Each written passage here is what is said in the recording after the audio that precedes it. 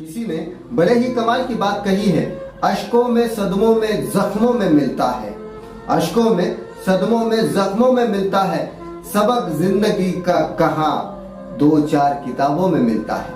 आज की कहानी बड़ी ही नॉलेज और मोटिवेशन देने वाली है। एक ऐसे बाबा की कहानी कि जो जंगल में अपनी साधना में लीन रहते और जब उनको भूख लगती तो गांव में जाकर भिक्षा मांगते। बरसात का मौसम था, बाबा जी भिक्षा मांगने के लिए गांव की ओर निकल पड़ते हैं तो देखते हैं कि गांव के चौराहे पे एक हलवाई गर्मा गर्म जलेबी तल रहा है। तो बाबा जी ये सोचते हैं कि उसके पास कोई ग्राहक नहीं और मैं जाकर उससे भिक्षा कैसे मांगू।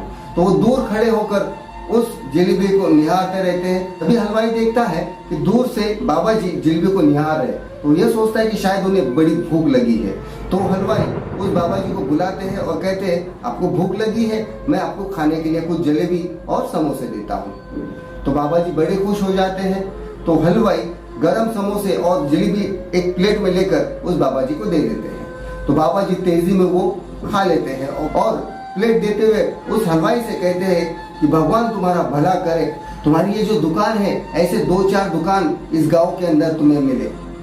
और ये कहकर बाबा जी अपने रास्ते निकलते हैं भिक्षा मांगने के लिए। बारिश बढ़ जाती है लेकिन बाबा जी अपने ध्यान में मगन होकर उस रास्ते से चलते तो कई जगहों पर रास्ते पर गड्ढों के अंदर पानी जमा हो जाता है। तो बाबा जी को मस्ती सुस्ती है, वो चलते चलते गड्ढों पे पैर मारते और पानी को उछालते, जैसे कि हम भी बचपन में किया करते थे। तो बाबा जी चलते चलते पानी के ऊपर छलांग मारते और पानी को उछालते, लेकिन वो ये भूल जाते हैं कि वो ये हरकत रास्ते पे कर रहे हैं और रास्ते पर कई सारे लोग भी चल रहे हैं।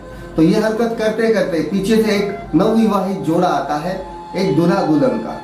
तो उसी समय उस दुल्हन के साड़ी के ऊपर वो पानी और वो चिकन उड़ जाता है। वो लड़के को ये देखकर बड़ा गुस्सा आता है कि मेरे बीवी के साड़ी के ऊपर इस बूढ़े ने पानी उड़ाया, चिकन उड़ाया। वो तेजी से जाकर उस बाबा जी से झगड़ा करने लगता है। तभी पीछे से उस लड़की की दुल्हन आकर उस लड़के से कहती है, जाने दो, हम वैसे भी घर जा रहे हैं, घर जाकर मैं इसे साफ कर दूंगी, धो दूंगी, छोड़ दो। लेकिन लड़का कहाँ सुनने से रहा, वो गुस्से में आकर उस बाबा जी के कान के नीचे दे देता है, मार देता है।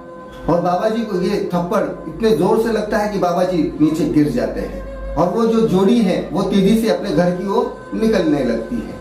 जब वो लड़का अपने घर के दरवाजे के पास पहुंचता है, सीढ़ियों पर पैर रखने लगता है, तभी उसका पैर फिसल जाता है और सर के बल गिर जाता है। तभी उसका सर एक पत्थर को जाकर लग जाता है और सर फट जाता है और बेहोश हो जाता है।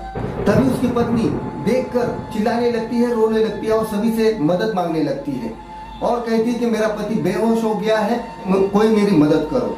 तो कुछ लोग जमा हो जाते हैं और उस लड़के को उठाते हैं तो देखते हैं कि वो लड़का बेहोश हो चुका है और उसके सर में से खून निकलने लगा है। तभी उस लड़की की बीवी कहती है कि ये जो सारा खेल है उस बाबा ने किया है, उन्होंने इनको श्राप दिया है क्योंकि इन्होंने उस बाबा को थप्पड़ मारी थी तो बाबा ने इनको श्राप दिया है, इनके ऊपर जादू टोना किया है। तो उस भीड़ में से कुछ नौजवान बच्चे ये बोलते हैं, अच्छा उस बाबा ने ऐसा किया, चलो हम उस बाबा को जाकर सबक सिखाते हैं। तो दौड़े चले जाते हैं बाबा के पास, बाबा वहां से चलते हुए आते रहते हैं। तो लड़के बाबा के पास जाकर मारने लगते हैं। तभी बाबा कहते हैं, अरे अरे रुको, मुझे ये बताओ, मुझे मार क्यों रहे हो, मेरा ऐसा क्या गुनाह है, तुम मुझे क्यों मार रहे हो। तभी लड़के कहते हैं कि तुमने उस इंसान को श्राप दिया ना, जादू टोना किया ना, उसने तुमको थप्पड़ मारा था इसलिए। तो बाबा जी कहते हैं, क्या तुम्हें पूरी बात पता है, गलती से मुझसे उस लड़के के बीवी के ऊपर चिकन उड़ गया, पानी उड़ गया था, तभी उस लड़के ने उसके यार के लिए मुझे थप्पड़ मारा, यार के लिए उसने मुझे थप्पड़ मारा तो मेरे यार ने उसे उसका बदला दे दिया। तो बाबा उन लड़कों से कहता है, तुम्हें पता है मेरा यार कौन है। तो लड़के कहते हैं, कौन यार है। तो बाबा जी कहते हैं, मेरा यार ऊपर वाला है, भगवान है। उस लड़के ने उसके यार के लिए मुझे थप्पड़ मारा और मेरे यार ने उसे उसका बदला दे दिया। आई होप ये जो कहानी है बड़ी छोटी थी लेकिन बहुत बड़ा नॉलेज दी जाती है कि इंसान के जैसे कर्म होंगे, जैसा वो कर्म बोएगा वैसे उसको फल मिलते रहेंगे। क्योंकि कर्म जायदाद की तरह नहीं कि तुम्हारे बाद कोई और उसका मजा ले, कर्म खुद के है तो उसकी सजा हो या मजा वो खुद को ही मिलेंगी। आई होप ये जो कहानी आपको पसंद आई होगी, तो लाइक शेयर कमेंट्स करते रहना, सब्सक्राइब करना बिल्कुल मत भूलना। ऐसे मजेदार कहानियां मैं आप सभी के लिए लाता रहूंगा, तो बने रहे जिनके साथ। Wish all the best. जय हिंद, जय भारत।